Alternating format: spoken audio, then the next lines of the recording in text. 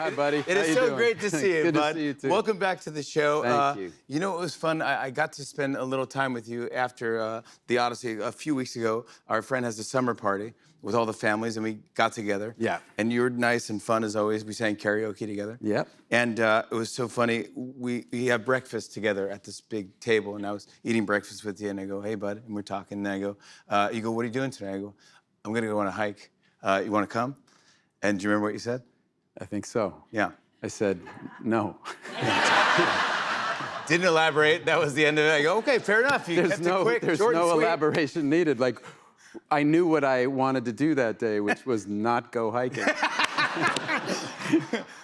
Where's the vacation? I know, where's the vacation at? Yeah. But we sang Sweet Caroline, and then we sang America. Yeah. Neil Diamond. Yeah, we were coming up on July 4th. We had to. Yeah, we had to do that.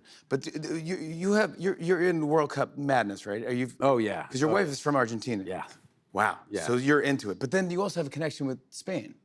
Well, her brother is Spanish. Yeah. Oh, yeah. so he loves Spain. He was born and raised in Spain. So it's it's crazy in our family. Like everyone's got World Cup fever. You're into it. I love it. Have you ever been to a match? I've been to a match in Argentina. You haven't? Yeah, years ago, which wasn't a World Cup match. It was just a regular league game in Argentina, and it's still one of the craziest things I ever saw in my life. Like exciting? No, like we were visiting her family down there, and I said, and the team that they support is called Boca Junior, and they were in the final, and I said, oh, you know, could we go to the game? Yeah. And you know, her uncle looked at me and said in Spanish, he got very serious, and then he said, no women, no children. Really? And I was like, what? Okay. And then I realized when I got there, like, you had to go through 3 lines of riot police, and it was just absolutely like they take the game very seriously down there. Really? Yeah, in the stadium when we got in there, the best seats in the house, like what would be like the 50-yard line in our football fields, were empty.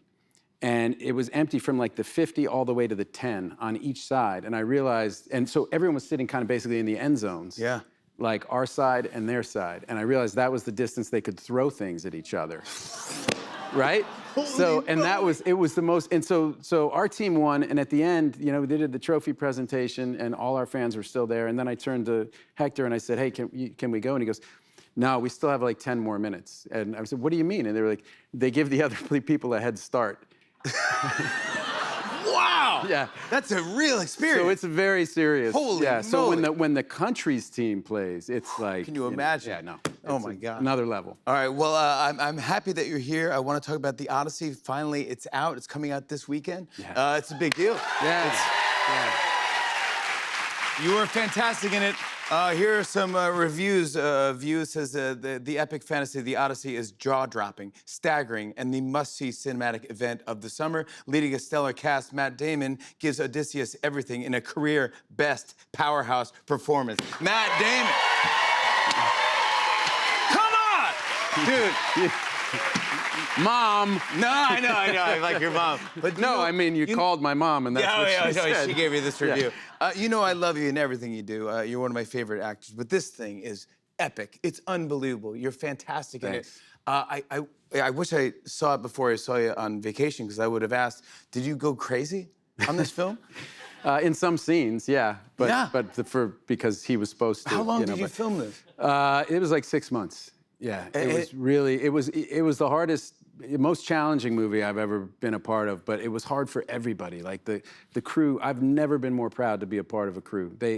Because we shot it all in IMAX, we were in 6 different countries, and Chris Nolan does everything in camera, so he doesn't do CGI. Like, if there are boats in the background, they're real boats. They're real boats. And if there's 1,000 people fighting, there were 1,000 people fighting. It was incredible. No, can you tell everyone, you told me this, you go, Jimmy, when you see the scene when these like soldiers rise up out of the ground? Oh, yeah. They're actual actors buried in the ground with straws to breathe? Yeah, they were buried, they had snorkels, they were stunt people, and when we did that shot, I don't want to give too much away. I know. It's really cool, but when we did that shot, you know, obviously safety is the first thing. So the stunt people were buried, and everyone had a safety person on them, and they set a timer from when the first person got covered, you know, just in case the snorkel didn't work. They all worked fine, but you know, it was like a redundancy to make sure everyone was okay. and just in case someone couldn't get out. And then we shot that. And so when you see these like, you know, these shades, they're ghosts basically rising up out of the black sand. It's you know, they were really buried. Yeah. I mean, but does it function in your brain when you're watching this? You're like, this is really happening? Like, Totally. Well, it's completely not a set, immersive. it's not a movie No, set. no, and you're out there on a boat, and you're like, I'm really out on a boat in the middle of the ocean, and we're in a storm. You actually went through it like an Odyssey, kind of. You Yeah, really well, did that's this. like that's what Chris wants to do is really take the audience, grab them, and pull them on the journey. And so shooting it all in IMAX, and that had never been done before. Like we started knowing that was his ambition, but we didn't even know if we'd be able to do it. And then as He had to change the technology of IMAX cameras. And like, yeah, because they're really noisy. Because it's huge film. It's 15 perfect. So it's like the motor that's required to pull that through it just sounds like a lawnmower when you're next to it. Yeah. So they built this giant box that deadened it, and it took him a long time. Like he tried to do it on Tenet, and it didn't work. And so they'd been working on this, and they found a way to deaden it. But the thing, like Rob Pattinson said, it was like acting with an SUV because it was so big. Yes, it's giant. Yeah. That's the camera. Yeah. But this is your third movie with Christopher Yeah, Nolan? yeah. Yeah. Did he have you in mind for this like years ago? Did you know that he was planning? No. He writes, and then he looks at the final thing and decides kind of who he'd like to put in the part. So he doesn't write for people. He writes for the thing, and then kind of tries to figure out who's the best. We had Tom Holland on the show yesterday, and he said that you were the best. And he goes, because it was a tough shoot for everybody. And they're like, yeah, and we're getting rain, and this flame's coming out. He's like, Christopher Nolan always takes the scene and goes, great, now let's light the whole thing on fire. Literally. And there's flames everywhere. He's like, so we're all trying to act, and even though it's hard, you can't complain, because I was just looking at Matt Damon, and he's just a pro through every single one of these scenes, not complaining once, nice to everybody, positive, and like, I just got to give it to you. That's fantastic. Yeah, thanks. But like, the truth is, I felt so joyful.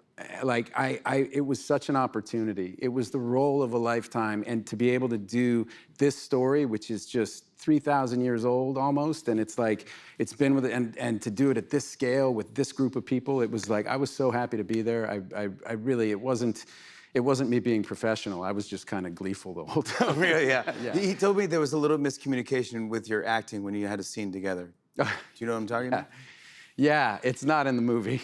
And here's why. So I don't want to give too much away. But there's a moment where we see each other, and I'm on a boat and he's on the shore. And I saw him, and I was kind of on this boat all day, separated from the crew. And he was putting his hand on his heart, and so I started to do it too.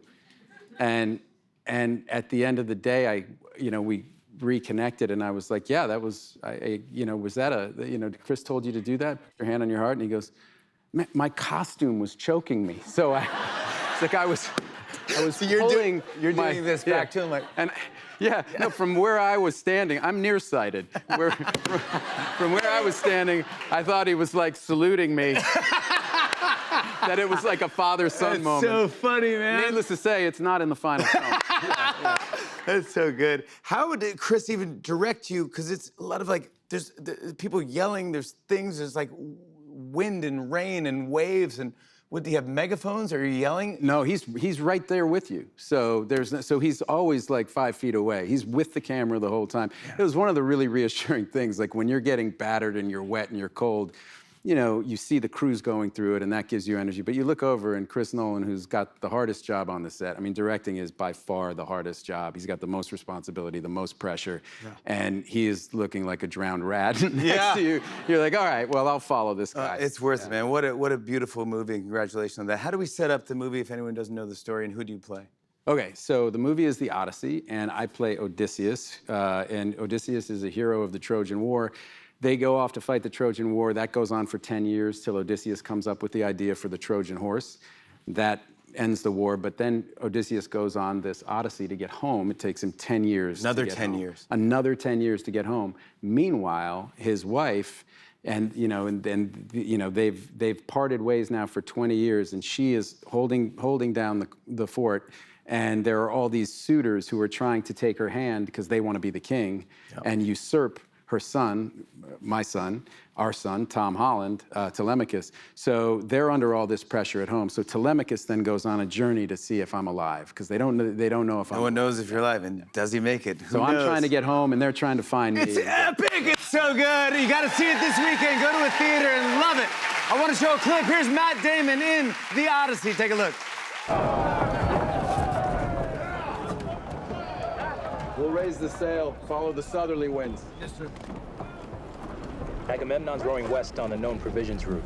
He's got more mouths to feed. We'll find places to land. Are you sure it's a risk? I've followed Agamemnon long enough. With a little luck and the right winds, we'll see some of the world. Still be home before Agamemnon. Come on, Matt Damon, everybody! The Odyssey opens in theaters this Friday. More Tonight Show after the break. Stick around.